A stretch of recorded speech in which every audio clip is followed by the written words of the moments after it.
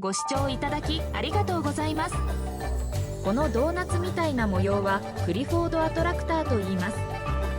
クリフォードアトラクターは数学的な美しさを表す図形です。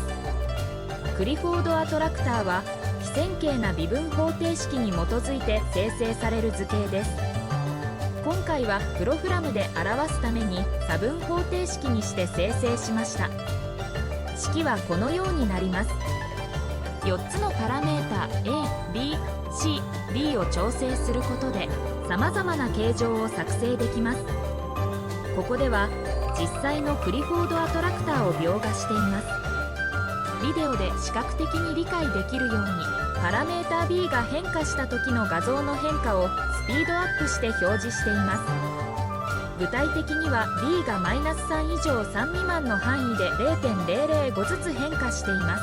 また横軸を X、縦軸を Y としました。リサージュ曲線みたいですね。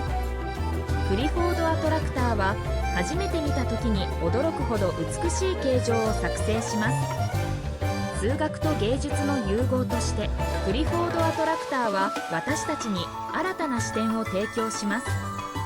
クリフォードアトラクターは私たちが普段目にすることのない美しい数学の世界を探求する素晴らしい方法です。ぜひ自分でも描いてみてください。